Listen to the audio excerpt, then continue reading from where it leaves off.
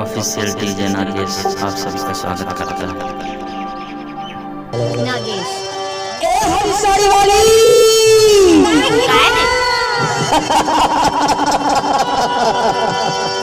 अरे एक बात कहो, अरे अपर दिन में आज तोला में हम देखे हैं यार। हाँ अरे बहू मैं अपर दिन में देखे हूँ आज तोला। कहूँ आज अपर दिन में देखे हाँ। अरे तो सुन रहा यार, एक से दिना मोला तोर संग में झूला झूले की अपर शादी आया। झूला झूलेंगे हाँ कहाँ में झूला गाड़ी एक गाँव के बाहर में बरगद के झाड़े नोनी ओही में झूला झूले बरसाबे का बुलावे तो नहीं काबर इंतजार के खड़ी है अपर जनाची नोनी। सही बात है एक से भी तो लगता था चाहे तो सब का काम भूला जाए तो भूला जाए, लेकिन मोर वादा अच्छा भुलावे ना नहीं भुलाया ले तो चल देखे लगे चले आवे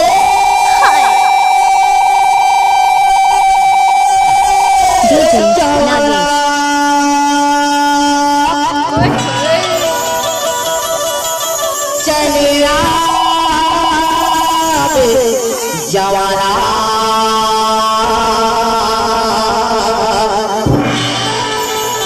चले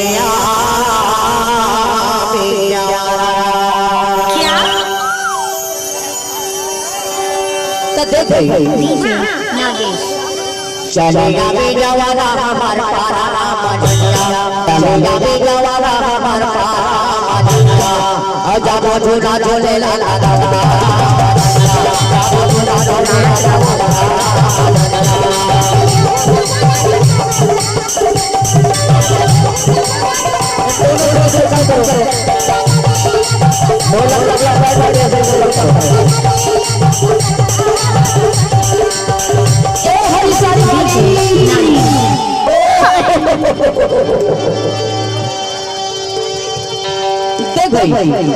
इंतजार के खड़ी है अपर जनाची नोनी।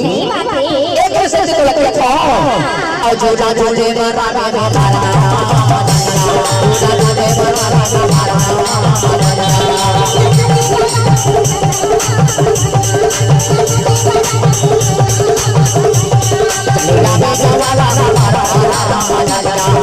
झूला झूले मारा मारा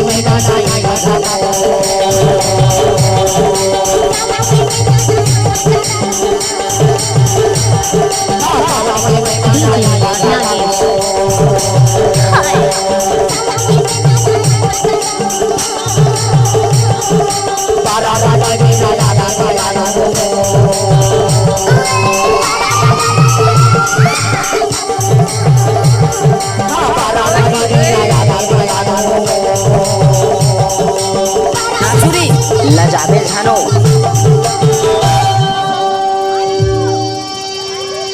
अरे कहीं हम और सीधी नहीं भी खलवा, अरे कहीं हम और चूही चावला खलवा, अरे कहीं हम नागेश कृष्णा का और खलवा, कहीं हम और माया चाचा अमोनी मन के मोहया का गंगा हमारा नागेश